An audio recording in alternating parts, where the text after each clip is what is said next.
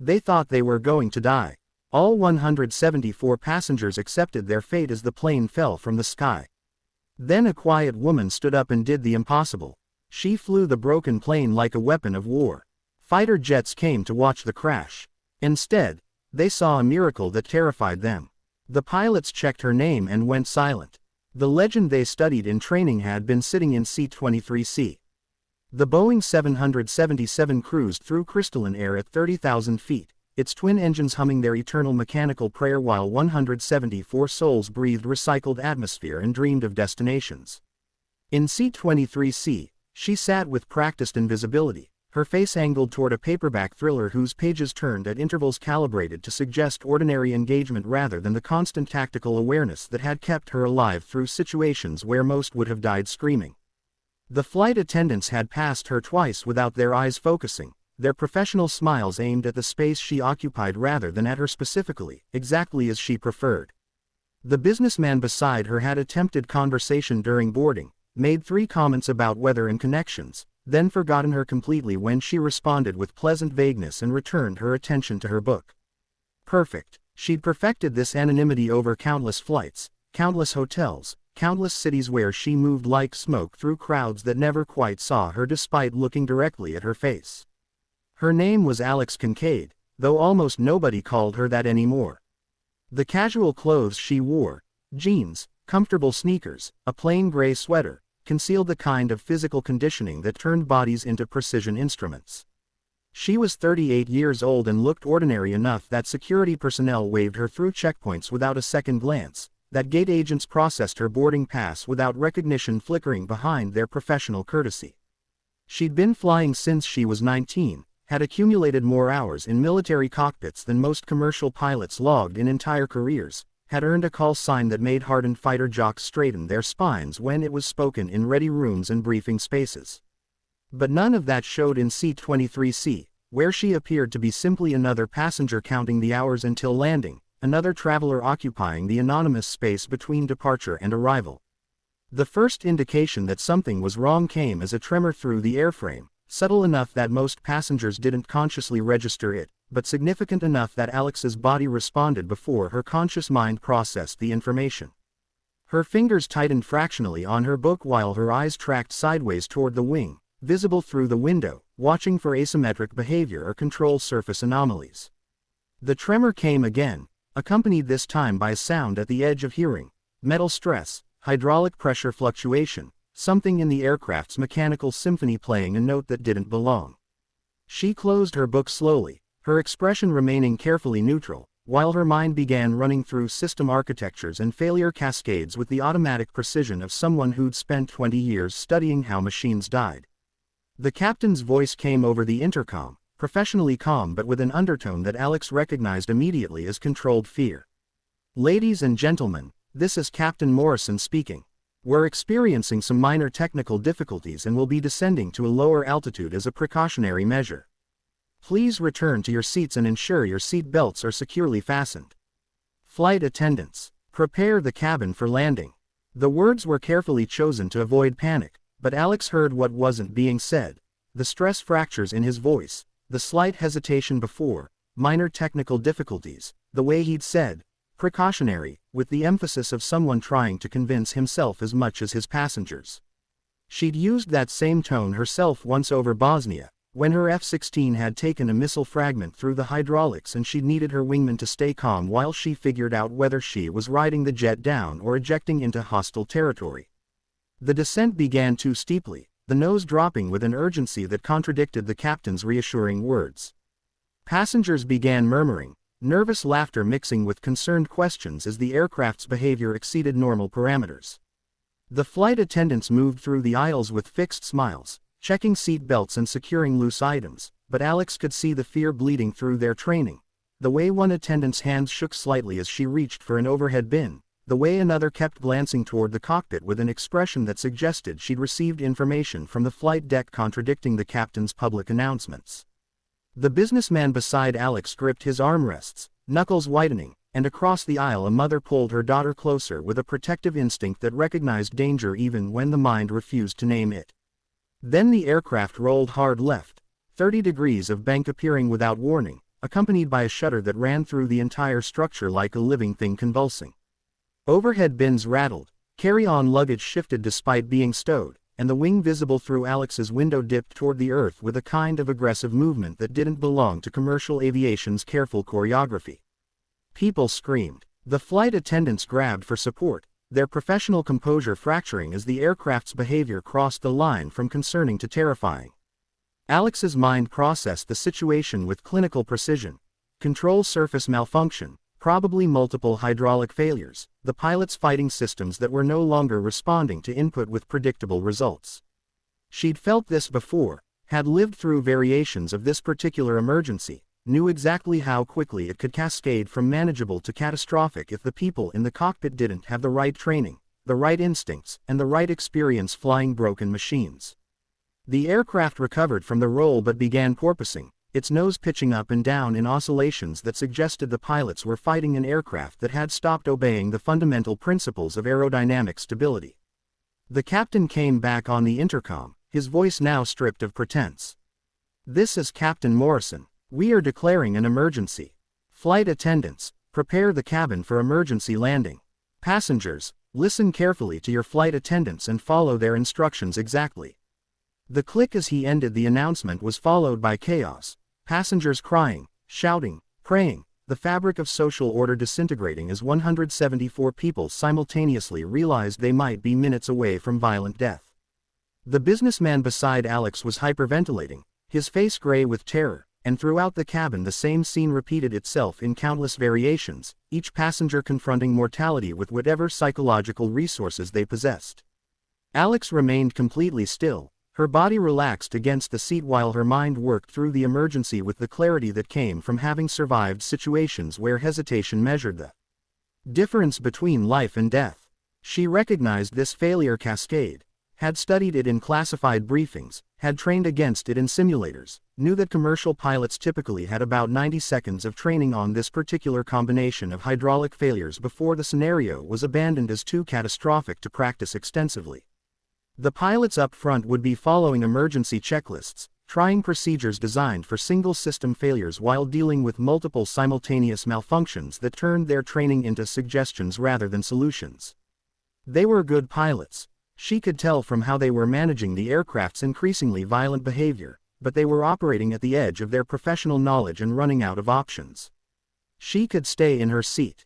She could maintain her carefully constructed anonymity, could remain invisible while the aircraft died around her, could preserve the civilian life she'd built over the last 3 years by letting the emergency resolve itself according to whatever statistical probability governed commercial aviation disasters. 174 people would die, but they'd die without her true identity being exposed, without the media attention and military debriefings and congressional inquiries that would follow if she intervened. She could keep her secrets. She could stay hidden. The thought lasted approximately 2 seconds before her body was already moving, seat belt releasing, hands gripping the seatbacks as she made her way forward against the aircraft's pitching motion. The forward galley was chaos. Flight attendants huddled together, one crying openly, another speaking urgently into the interphone while trying to reach the cockpit. Alex touched the nearest attendant's shoulder, her voice calm and absolutely certain. "I need you to get me into the cockpit right now. I'm a pilot. I can help." The attendant stared at her with incomprehension, shock overriding normal decision-making. "So," Alex repeated with the kind of command authority that made people's bodies obey before their minds caught up, "Open the cockpit door now. Tell them Captain Kincaid is coming through. They're running out of time and I'm their only option." The attendant fumbled with the interphone, spoke rapid words Alex couldn't hear over the aircraft's mechanical screaming, then moved to unlock the reinforced door. It swung open to reveal a cockpit drowning in warning lights and alarm bells, 2 pilots fighting controls that responded with the sluggish unpredictability of systems operating beyond their design parameters. The captain, Morrison, gray-haired and sweating through his uniform shirt, glanced back at her with wild eyes. "Ma'am, you need to return to your seat immediately. We're in an emergency situation." Alex cut him off with 3 words that made both pilots freeze: "Starboard hydraulics gone." Morrison stared at her, his brain trying to process how a passenger could diagnose his emergency with that precision, and Alex used his hesitation to slide into the cockpit, pulling the door shut behind her. Complete hydraulic failure on the right system, partial failure on the left, and you're getting asymmetric control responses that are about 30 seconds away from sending this aircraft into an unrecoverable spiral. Your training says to isolate the failed systems and fly on backup hydraulics, but that's not going to work, because the cascading failures are affecting your backup systems faster than you can compensate. You need to stop following the checklist and start flying this like a combat aircraft with battle damage. She delivered the assessment in 15 seconds, her voice cutting through the chaos with the absolute certainty of someone who'd lived through variations of this scenario and survived. The co-pilot, younger and clearly terrified, found his voice. "Who the hell are you?" Alex ignored him, her attention focused on the captain, reading his face for the decision she needed him to make. Morrison was good. She could see it in how his hands never stopped working the controls even while his mind processed this impossible situation, could see it in how he'd kept the aircraft flying this long despite system failures that should have killed them already. But good wasn't going to be enough.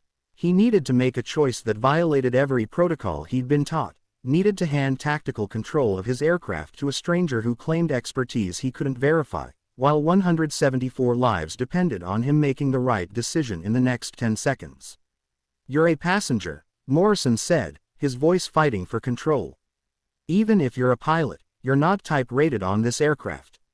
You don't know my systems." Alex interrupted him with technical precision that made both pilots freeze. "Boeing 777-300 You're losing hydraulic pressure in systems 1 and 3, while system 2 is operating at 40% capacity. Your left elevator is responding, but with a lag that suggests actuator damage. Your right elevator is completely unresponsive, and you're fighting an asymmetry that's going to induce a Dutch roll. If you keep trying to correct with standard inputs, you've got about 90 seconds before this aircraft becomes unflyable, and your emergency procedures don't cover this combination of failures because it's not supposed to be survivable." Morrison's face transformed, fear mixing with desperate hope as he recognized that her assessment matched exactly what he was experiencing. "How do you know?" Alex moved beside him, her hands hovering near the controls without touching them, her voice dropping into the calm cadence she'd used in combat when talking wingmen through emergencies. "Captain, I'm going to give you instructions that will sound insane. You're going to want to question them, because they violate everything you've been taught about flying this aircraft safely. But I need you to trust me and do exactly what I say, exactly when I say it, or everyone on this plane dies. Can you do that?" The aircraft lurched violently, the nose pitching down 15 degrees while the right wing dropped in a motion that suggested the beginning of the spiral Alex had predicted. Morrison made his decision in the space between heartbeats, his hands relaxing fractionally on the yoke as he nodded once. "Tell me what you need." Alex's response came immediately, her tactical mind already 3 moves ahead. "Release back pressure slowly. Let the nose drop another 5 degrees. I know every instinct is screaming at you to pull up, but we need to trade altitude for control authority. Reduce power on your number 2 engine by 15% to compensate for the asymmetric control response." Morrison followed her instructions with the precision of someone who'd spent 30 years learning to trust his aircraft systems, his hands moving exactly as she directed despite the violation of everything his training insisted was correct. The aircraft's behavior changed immediately, the violent pitching reduced, the wing roll stabilized, and for the first time in 3 minutes the machine responded to input with something approaching predictable results. The co-pilot stared at Alex with an expression caught between terror and awe, his hands frozen on his controls as he watched her guide Morrison through procedures that seemed to be pulled from nowhere but were producing results normal emergency protocols hadn't achieved. "Now increase power on 1 and 3. Bring them up, slowly to 90%. Alex's voice remained absolutely steady, her attention divided between the instrument panel and the view through the windscreen, processing information with the automatic precision of someone who'd spent 2 decades reading emergencies in the smallest movements of needles and digital displays. "You're getting differential thrust that's going to help stabilize the roll tendency, but you need to stay ahead of it with rudder input, small corrections, smooth and constant. Don't try to force the aircraft back to level. Let it find its own equilibrium and guide it there." Morrison was sweating heavily, his uniform soaked through, but his hands moved with increasing confidence as he felt the aircraft responding to inputs his training had never prepared him for. "This is working," he said, his voice carrying equal parts disbelief and desperate relief. "I don't understand how this is working, but it's actually working." Alex allowed herself a fractional smile, the first break in her tactical focus since entering the cockpit. "You're flying this machine like a broken fighter jet now instead of a commercial aircraft. Your safety margins are gone. Your redundant systems are compromised. And every control input has a 3-second lag before you see results. But if you stay smooth and stay ahead of the failure cascade, you can keep it flying long enough to get these people on the ground." The next 20 minutes were the longest of Morrison's career, each second requiring absolute concentration as he flew the crippled aircraft through a descent that violated every standard procedure while simultaneously proving that Alex's tactical approach was the only thing preventing complete catastrophic failure. She stood beside him throughout, her voice providing a constant stream of guidance that anticipated problems before they appeared, adjusted for failures before instruments registered them, kept him 3 steps ahead of an aircraft that was trying to kill everyone aboard. The co-pilot handled communications, declaring their emergency to air traffic control, coordinating emergency services, receiving vectors toward the nearest suitable airport, while Alex and Morrison fought to keep the 777 controllable. "United 447, we're showing you're off course and continuing to descend. Can you confirm your status?" The controller's voice carried professional concern mixed with barely suppressed alarm, and the co-pilot responded with updates that painted a picture of an aircraft that shouldn't still be flying. Alex monitored the radio traffic peripherally, hearing the controller scrambling resources, clearing airspace, preparing for an emergency that had every indication of ending in disaster. She'd heard that same controlled urgency before, in combat situations where controllers watched aircraft they couldn't help and braced for radio calls that would never come. Then Morrison said something that made her tactical focus fracture momentarily. "Control is requesting military support. They're vectoring F-35s from the air defense sector to escort us in." Alex's expression didn't change, but something cold moved through her chest, the first intrusion of her hidden identity into a situation she'd been managing as a purely civilian emergency. The F-35s would have secure communications, would be plugged into military databases, would have access to information commercial controllers couldn't reach. They would see the emergency, would monitor the aircraft's approach, and if things went wrong, they would witness the end with tactical precision that civilian radar couldn't provide. "Tell them we copy," Alex said, her voice remaining steady while her mind calculated new variables. "Military escort is appreciated, but we need clear approach. Corridors and emergency services standing by." Morrison glanced at her with renewed curiosity, something in her response suggesting familiarity with military protocols beyond civilian pilot training. But the aircraft chose that moment to develop a new oscillation, and his attention snapped back to the controls. Alex guided him through the compensation, her hands still hovering near the yoke, ready to take over if his training failed him, but trusting his experience to implement her instructions with the precision they required. The F-35s appeared off their right wing 10 minutes later, 2 angular shapes sliding into formation with the effortless precision of pilots who flew these positions in their sleep. Alex saw them through the cockpit window, those familiar lines triggering memories she'd spent 3 years trying to leave behind. The weight of a helmet, the pressure of a G-suit during hard turns, the particular quality of light at 40,000 feet where the sky turned colors that didn't exist at ground level. She'd flown formations like this herself, had escorted crippled aircraft, had talked damaged birds toward emergency landings while calculating whether they'd make it or whether she'd be witnessing deaths she couldn't prevent. The F-35 pilots were doing that now, watching her aircraft, assessing its behavior, preparing to document whatever happened next. "United 447, Lightning 21 has you visual. We're with you all the way down." The F-35 pilot's voice came through the radio with the calm professionalism universal among military aviators, and Alex recognized the undertone of respect fighter pilots reserved for commercial crews dealing with emergencies beyond normal training. They thought they were escorting a commercial crew struggling heroically against impossible circumstances. They had no idea who was actually flying the aircraft, no reason to suspect that the tactical approaches Morrison was using came from someone whose expertise exceeded their own in specific ways.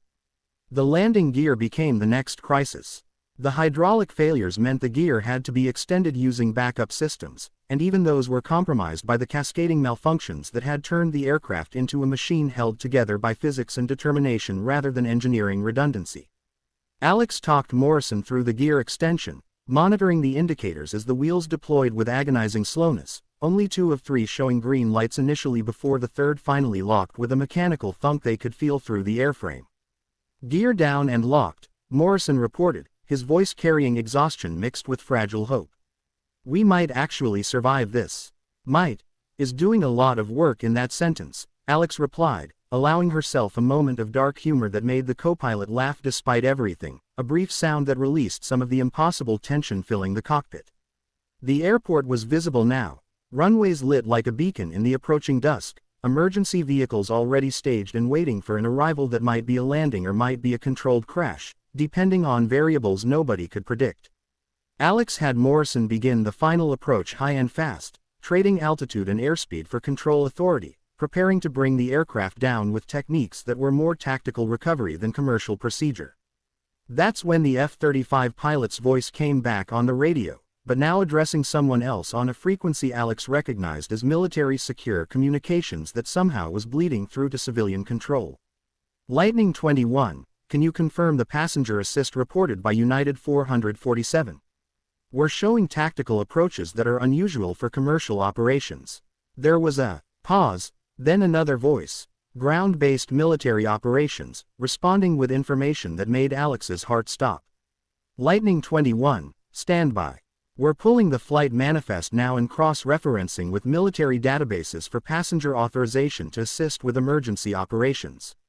Morrison glanced at Alex with sudden sharp attention, questions forming behind his eyes, but she kept her focus locked forward, her voice maintaining the same steady guidance. Start reducing power on final. We need to be at approach speed before we cross the threshold. Your left engine is going to spool down slower than normal, so compensate early. He followed her instructions, his hands moving automatically now, trusting her completely, even as his mind processed what the military communication suggested. The co-pilot stared at Alex openly, his professional composure abandoned in favor of raw curiosity mixed with dawning understanding. The aircraft descended through 2,000 feet, still responding to inputs but with decreasing reliability as systems continued degrading toward complete failure. The runway expanded ahead of them, emergency vehicles tracking their approach, and Alex could see fire crews standing ready with the expectation that this aircraft might not stay on the runway, or might arrive harder than any landing was meant to be survived. Morrison's breathing was fast and shallow, his body tensed against the controls, and Alex knew he was feeling the aircraft beneath him like a dying animal, understanding viscerally that they were seconds away from either salvation or disaster. 500 feet, the co-pilot called, his voice mechanical with focus. 400, 300, the runway rushed up toward them, concrete and lights in the finite space where this emergency would resolve one way or another. Alex's guidance dropped to single words, power, nose, smooth. Each syllable timed to keep Morrison ahead of the aircraft's responses, her tactical mind processing the landing with the precision of someone who'd put damaged aircraft onto carrier decks at night, in weather that would have grounded commercial aviation. Morrison flared perfectly, the nose rising as the main gear kissed the runway with a chirp of rubber that was probably the most beautiful sound any of them had ever heard. And then they were down, rolling, decelerating, alive. The cockpit erupted in sound. Alarms wailing their protests, warnings screaming about systems that no longer mattered because they were on the ground, the wheels were staying attached, and people were going to walk off this aircraft instead of being carried off in whatever pieces physics left behind. Morrison was laughing, tears streaming down his face, his hands shaking so badly he could barely maintain directional control as emergency vehicles paced them down the runway. The co-pilot was praying, his voice choked with emotion, and throughout the cabin behind them, 174 passengers were experiencing the particular joy that comes from accepting death and then having it rescinded at the last possible second. Alex allowed herself one long breath, tension draining from her body, before the F-35 pilot's voice returned on the secure frequency that was still somehow bleeding through. Ground control, Lightning 21. That was tactical carrier approach methodology adapted for a commercial airframe. Whoever talked them down used military emergency procedures I've only seen in classified briefings. Can you confirm the identity on that passenger assist? There was a longer pause this time, and Alex knew exactly what was happening in whatever operations center was monitoring the situation. They were pulling her name from the manifest, running it through databases, finding flags and restrictions and classifications that would make someone's screen light up with alerts. They were discovering who she actually was, cross-referencing her current civilian identity with her military service record, realizing that the ordinary passenger who'd saved United 447 wasn't ordinary at all. The silence stretched for 15 seconds that felt like hours, and then the operations controller's voice came back with an undertone of absolute shock. Lightning 21, you're not going to believe this, but passenger assist is confirmed as Viper. Repeat, Viper. The radio went dead silent. Not the silence of nobody talking, but the silence of people who'd just heard something that made them forget how to form words. Alex closed her eyes briefly, hearing her call sign spoken in that tone, the reverent shock reserved for legends whose names appeared in training materials and whose accomplishments shaped doctrine. Viper. She hadn't heard herself called that in 3 years, hadn't worn the identity in public since she'd resigned her commission and disappeared into the civilian world where nobody knew what she'd done or who she'd been. Morrison turned to stare at her, his exhaustion momentarily forgotten in shock. Viper, he repeated, his voice barely a whisper. You're Viper. The Viper. Bosnia, Syria, the Taiwan Strait. Alex held up a hand, stopping him, her face carefully neutral. Right now, I'm just a passenger who helped out during an emergency. That's all. But she could see in his eyes that it was far too late for that particular fiction. She could see him reprocessing everything that had happened through the lens of her true identity, understanding now why her guidance had saved them when it shouldn't have been possible. The F-35 pilot came back on the radio, his voice transformed by recognition. Viper, Lightning 21. It's an honor, ma'am. We've studied your tactics at the academy. That landing was beautiful. 174 souls saved by the best stick to ever fly combat operations. Welcome home. The simple phrase carried weight that made Alex's throat tight. Welcome home. As though saving a commercial aircraft had somehow pulled her back into the community she'd left behind, as though 3 years of anonymity had been erased by 30 minutes of emergency procedures. Lightning 21, thanks for the escort, she replied, using the radio for the first time, her voice carrying the particular inflection military pilots used when communicating with each other, the subtle markers of shared experience and mutual respect. Appreciate you guys keeping an eye on us. Tell your controller that Viper needs about 6 months before this gets reported anywhere official. Some of us are trying to stay retired. The request was impossible. There would be investigations, debriefings, media attention, congressional medals, but she had to try, had to make the attempt to preserve some fragment of the anonymous life she'd built. The F-35 pilot's response carried rueful sympathy. Copy that, Viper. I'll pass it along, but I think that particular cat is way out of the bag. You just saved 174 lives at 30,000 feet using tactics that are going to be studied for the next 50 years.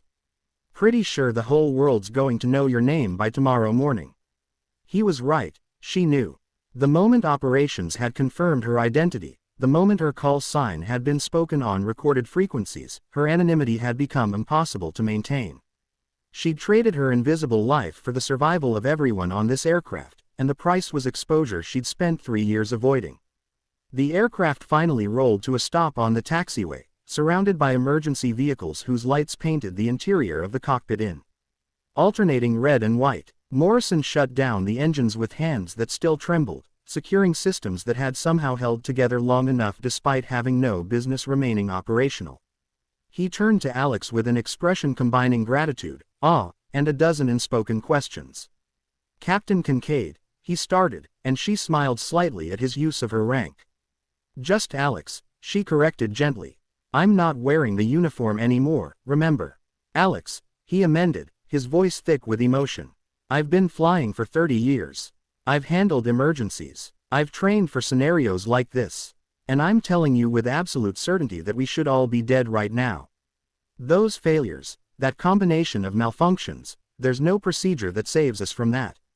Except, apparently, there is, if you happen to have the most legendary combat pilot in modern military aviation history sitting in seat 23C.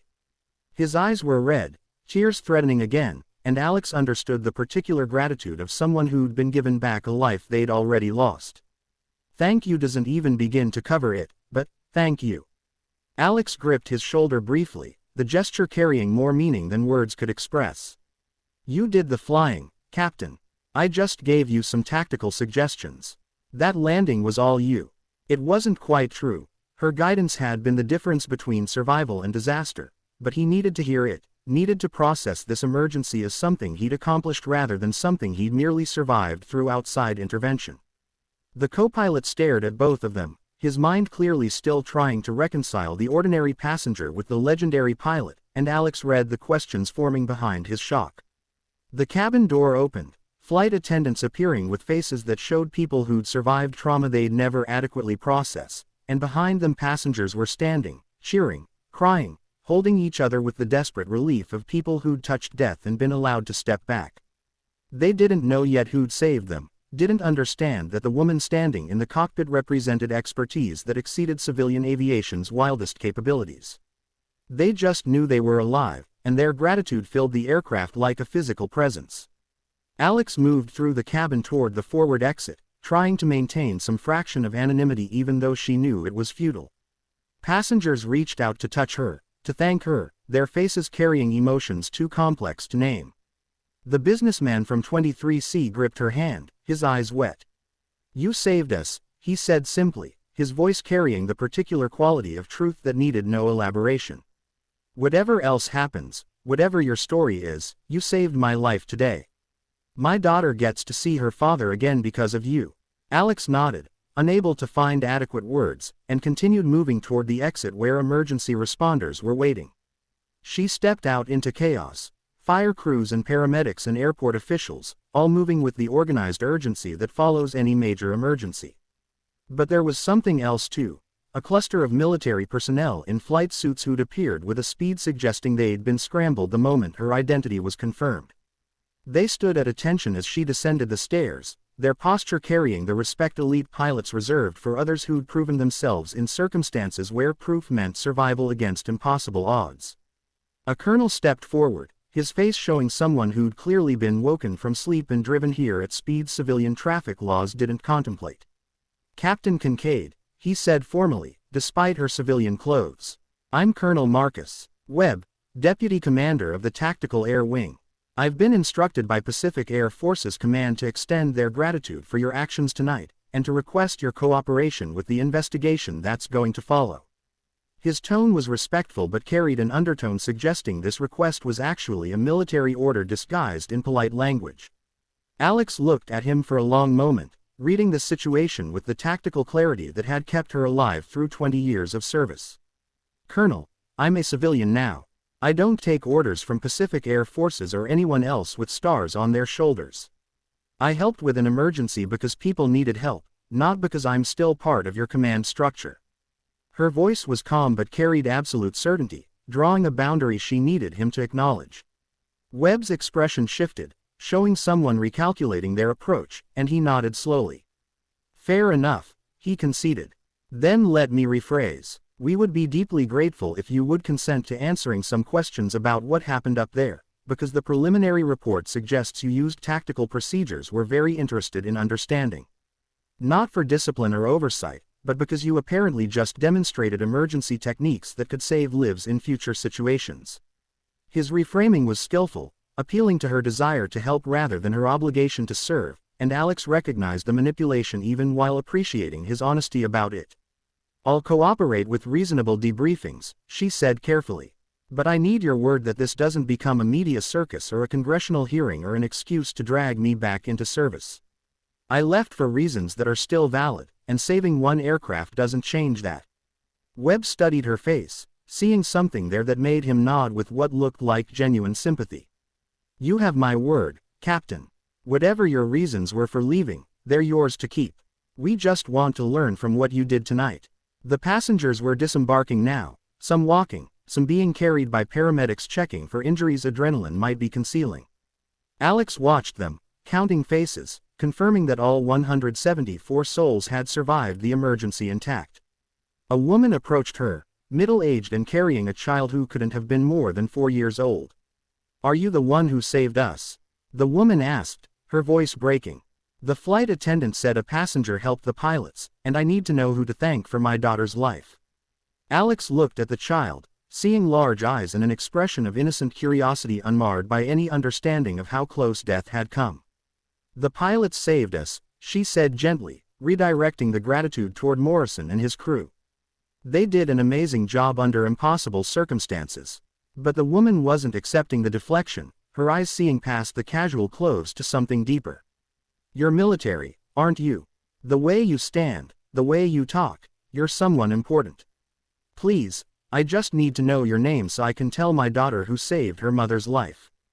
Before Alex could respond, one of the F-35 pilots appeared at her elbow, younger than her, probably mid-20s, his face showing the mixture of confidence and humility that characterizes fighter pilots who've proven themselves in combat. Ma'am, he said, his voice carrying formality despite their relative ranks being unclear in this civilian context. I'm Captain Tyler Morrison, Lightning 21. I wanted to thank you in person for what you did up there. I was watching that approach, and I've never seen a more perfect execution of battle damage procedures adapted to commercial operations. You saved every single person on that aircraft through tactics that most pilots wouldn't even consider attempting. His words carried across the space, reaching passengers who were beginning to cluster around them, curiosity mixing with gratitude as they understood that this exchange involved the person responsible for their survival. Alex saw her anonymity dissolving in real time, saw the moment when individual recognition transformed into collective awareness, and knew there was no putting this particular genie back in its bottle. The woman with the child stared at her with new intensity, recognition flickering in her eyes.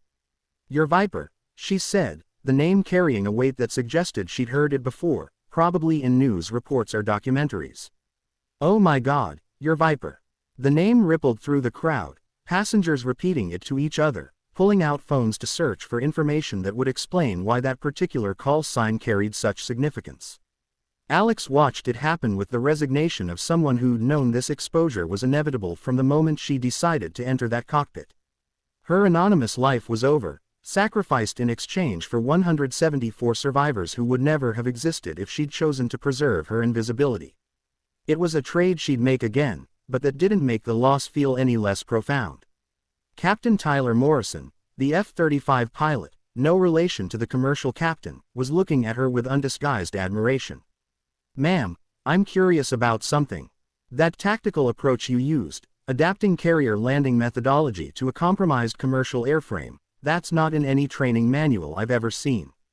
Where did you learn that?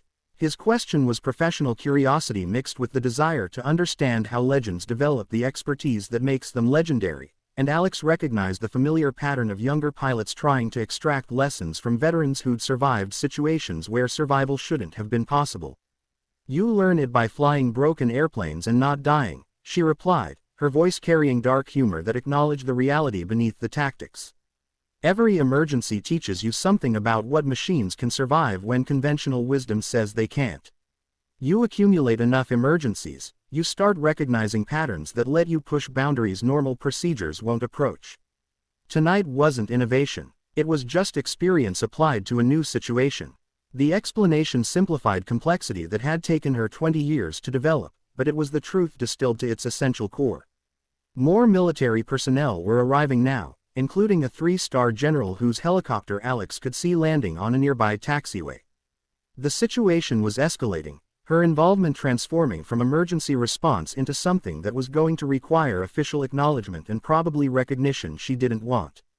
She could see the trajectory, the media attention, the ceremonies, the inevitable requests for her to consult on training programs or return to active duty.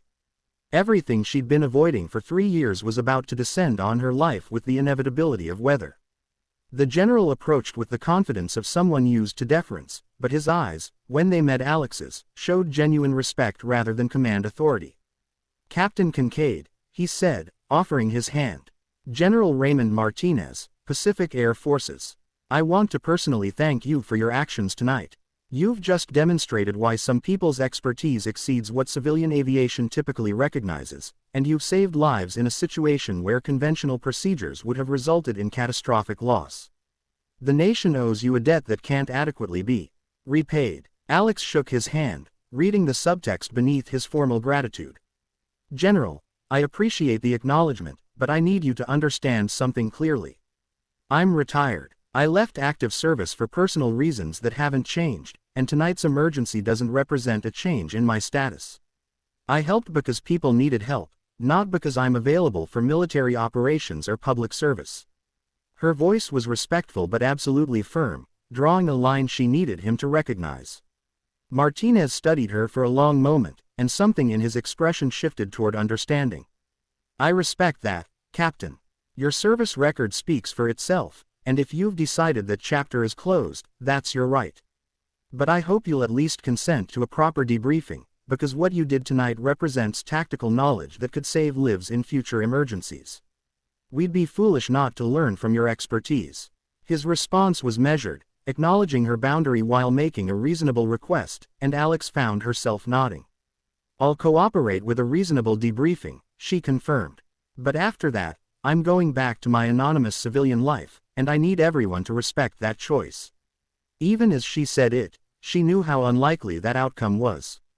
The media were probably already digging through her service record, passengers were posting on social media, and her face was going to be on every news broadcast by morning. But she had to try, had to make the attempt to preserve some fragment of the life she'd built. The passengers were still watching her, their faces showing a mixture of gratitude and awe that made Alex uncomfortable in ways combat never had. She'd learned how to face death, how to make impossible decisions under pressure, how to survive situations that killed most people who encountered them. But she'd never learned how to accept public recognition gracefully, had never developed the skills for navigating the particular discomfort of being seen as heroic rather than simply competent. She was just someone who'd accumulated expertise through survival and applied it when circumstances required. The fact that most people didn't have that expertise didn't make her special. It just made her lucky to have lived long enough to develop it. A news crew appeared at the perimeter, cameras already rolling, reporters shouting questions that airport security was trying to contain. Alex saw her last moments of anonymity evaporating in real time, saw the future unfolding with the certainty of physics, the interviews she couldn't avoid, the ceremonies she couldn't decline, the attention she couldn't escape. She'd traded invisibility for 174 lives, and the transaction was complete. There was no going back to being the woman in 23C whom nobody noticed or remembered. Morrison, the commercial captain, appeared at her side, still unsteady on his feet but determined to reach her. The crew wants to thank you properly, he said, his voice carrying exhaustion and emotion in equal measure. We're trying to figure out how to express gratitude for something that exceeds normal human experience. You gave us our lives back, gave all these passengers their futures back, and we don't have words adequate for that. Alex looked at him, seeing a good man processing an impossible day, and felt something shift in her chest. The recognition that perhaps exposure was the price legends paid for remaining human, that anonymity couldn't be maintained when circumstances required intervention beyond ordinary boundaries. Captain Morrison, you kept that aircraft flying through failures that should have killed everyone instantly. Your crew managed an impossible situation with professional skill that gave me something to work with. This was teamwork, not heroism. She meant it, needed him to understand that survival had been collaborative rather than individual. But she could see in his eyes that he understood the reality beneath her modesty. Without her intervention, everyone aboard United 447 would have died. That truth was inescapable, and it defined her exposure whether she wanted to acknowledge it or not. The F-35 pilot, Tyler Morrison, was still standing nearby, clearly unwilling to leave without extracting more lessons from someone whose reputation exceeded most pilots' entire careers. Ma'am, I have to ask, how do you live with it? The burden of having expertise that exceeds what normal situations require. You were sitting in 23C, reading a book, trying to be invisible, and then circumstances forced you to reveal capabilities most people don't possess. How do you reconcile that kind of existence? His question carried genuine curiosity mixed with the recognition that some people's abilities create obligations normal life can't accommodate. Alex considered the question seriously, recognizing its depth. You learn to live in a space between who you are and who people see. You develop skills that circumstances required, and then you try to exist normally despite carrying capabilities that normal life doesn't need. Sometimes crisis finds you anyway, and you have to choose between maintaining your invisibility and using your expertise to help. Tonight, I chose to help, and the price is losing the anonymity I'd built. I'll pay that price again for the same reasons, but that doesn't make it feel less like a loss." Her honesty seemed to resonate with the young pilot, who nodded slowly. "Thank you, ma'am. That's profound. And for what it's worth, I think the world needs to know about people like you. Needs to understand that some individuals possess capabilities that exceed normal boundaries, and that those capabilities exist specifically because circumstances forced their development through survival rather than choice. You're not a hero because you wanted to be. You're legendary because you survived situations that killed most people and learned from them." The description was accurate enough that Alex couldn't dispute it, even though it made her uncomfortable in ways she couldn't articulate. She'd never sought legend status, had never wanted the particular fame that comes from being known for surviving where others died. But expertise developed through survival created obligations whether she wanted them or not, and tonight had proven that anonymity was ultimately impossible when circumstances required intervention only she could provide. General Martinez returned with a tablet showing preliminary investigation reports, his expression carrying professional concern mixed with bureaucratic necessity. "Captain Kincaid, I need to brief you on what happens next. The FAA is going to require extensive debriefing about the emergency procedures you employed. The Department of Defense is interested in your tactical approaches for potential integration into training programs. Congress is probably going to want to present some form of recognition. And the media, well, the media is going to make you the most famous person in aviation for at least the next month. Are you prepared for that level of attention?" Alex looked at him for a long moment, feeling the weight of exposure settling on her shoulders like a physical burden. "No," she said honestly. "I'm not prepared for it, didn't want it, and would give almost anything to return to being invisible. But I understand that choice was made the moment I entered that cockpit, and I'll handle whatever consequences follow, because the alternative was letting 174 people die." So brief. "Me on the requirements. Tell me what cooperation is mandatory versus optional, and help me navigate this in ways that minimize the disruption to the civilian life I've built." Martinez's expression softened, showing sympathy that suggested he understood more than his rank might indicate. "I'll do what I can to protect your privacy and minimize the circus, Captain. You have my word on that.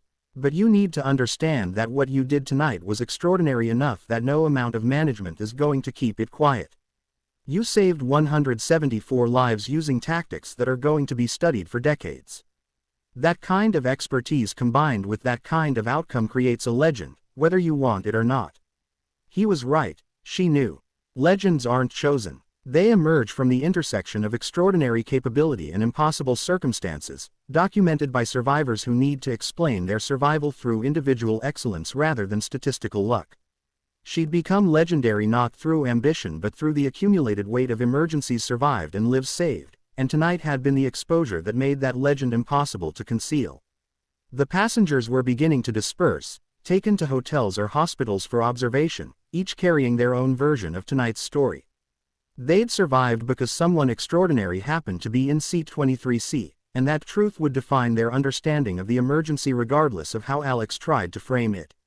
She'd been invisible, and now she was legendary, and the transformation was complete and irreversible.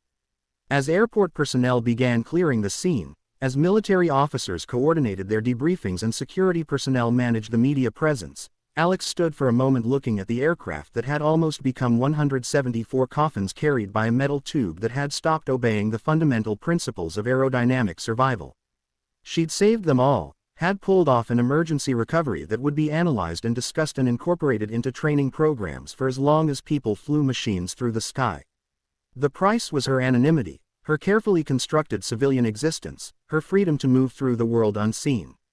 But looking at the faces of survivors as they departed, the businessman who'd sat beside her, the mother with her young daughter, Captain Morrison and his crew, Alex knew she'd make the same choice again without hesitation. Some things were worth more than anonymity. Some obligations exceeded personal preference, and sometimes the only way to save lives was to sacrifice the invisibility that made civilian existence possible. She was Viper again, whether she wanted to be or not. The call sign she'd left behind had found her at 30,000 feet, had emerged through the emergency procedures that only someone with her expertise could execute, and now it would follow her through whatever came next. The burden of being extraordinary, the cost of possessing capabilities that exceeded normal boundaries, was the loss of the ordinary life she'd built in the 3 years since leaving service. Colonel Webb approached one final time, his expression showing someone who'd been tasked with managing a situation beyond normal parameters. "Captain, we have quarters prepared at the base if you need somewhere to decompress before the debriefings begin. Given the media attention, it might be more comfortable than trying to find a hotel." His offer was thoughtful, acknowledging that tonight's aftermath would require navigation that civilian resources couldn't easily provide. Alex nodded, accepting his hospitality because the alternative was exposure she wasn't ready to handle. "Thank you, Colonel. I appreciate the consideration." She followed him toward a waiting vehicle, leaving behind the aircraft, the passengers, and the scene of her exposure. Tomorrow would bring investigations and recognition and media attention that would define her existence for however long the public remained interested in heroes. But tonight, she could rest in the knowledge that 174 people were alive who shouldn't be, that her sacrifice of anonymity had purchased futures that would otherwise have ended at 30,000 feet, in a catastrophic spiral nobody could have survived. She was Viper. She was legendary. She was exhausted and exposed and uncertain about what came next. But she was alive, and so were 174 others who had boarded United 447 with the ordinary expectation of routine travel. That outcome, purchased with the price of her hidden identity, was enough.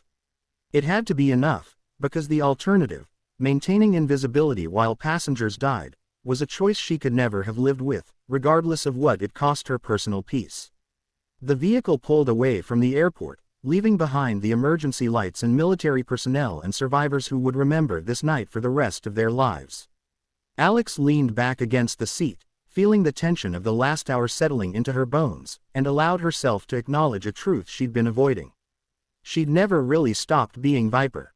The call sign wasn't something you earned through service and then discarded when you left it. It was who you became through accumulated survival, and it stayed with you whether you wore the uniform or not. 3 years of anonymity had been an illusion, a temporary invisibility that circumstances had finally stripped away. She was a legend whether she wanted to be or not, and tonight had proven that legends couldn't stay hidden when crisis required the expertise that made them legendary. It was the fundamental paradox of her existence. The more skilled you became at saving lives, the less possible it became to live quietly among those whose lives would never require extraordinary intervention. She closed her eyes, letting exhaustion begin the process of recovery, and thought about the businessman in 23C who'd forgotten her face minutes after their conversation, who now would never forget the ordinary-appearing passenger who'd saved his life. That transformation from invisible to unforgettable was complete. She was seen now, truly seen, in ways that would make normal existence impossible for however long the recognition persisted. But 174 people were alive, and in the end, that was the only metric that mattered. That was the burden and the gift of being extraordinary. You couldn't choose when circumstances would require your expertise, but you could choose whether to use it when crisis arrived. She'd made her choice, and now she'd live with the consequences, whatever they might be. Viper was home, whether she'd wanted to come home or not. And somewhere in the sky above, F-35 pilots were returning to base, carrying the story of how one of aviation's greatest legends had emerged from anonymity to save 174 lives using tactics only seen in classified briefings. That story would spread through military aviation communities worldwide, would become part of the oral tradition that shaped how pilots understood excellence and expertise and the burden of possessing capabilities that exceeded normal boundaries. She'd tried to disappear. Circumstances had found her anyway, and now she'd figure out how to exist in a space between legend and human, between extraordinary capability and an ordinary desire for peace. It wouldn't be easy, but nothing worth doing ever was. The vehicle carried her toward whatever came next, leaving behind the scene of her exposure, the aircraft she'd saved, and the survivors who'd never forget the mysterious passenger who turned out to be anything but ordinary. And in the quiet darkness of the back seat, Alex Kincaid, call sign Viper, began the process of accepting that some identities can't be abandoned, that some expertise creates obligations that outlast service, and that sometimes the only way to remain human while being legendary is to accept both truths as inseparable parts of the same complex existence. She'd saved 174 lives tonight. Tomorrow she'd face the consequences, and somehow she'd find a way to keep living despite being unable to return to the invisibility that had made civilian life possible. Because that's what legends did. They survived. They adapted. And they carried the burden of their extraordinary capabilities through whatever circumstances emerged, whether chosen or imposed. And in the end, that was enough. It had to be.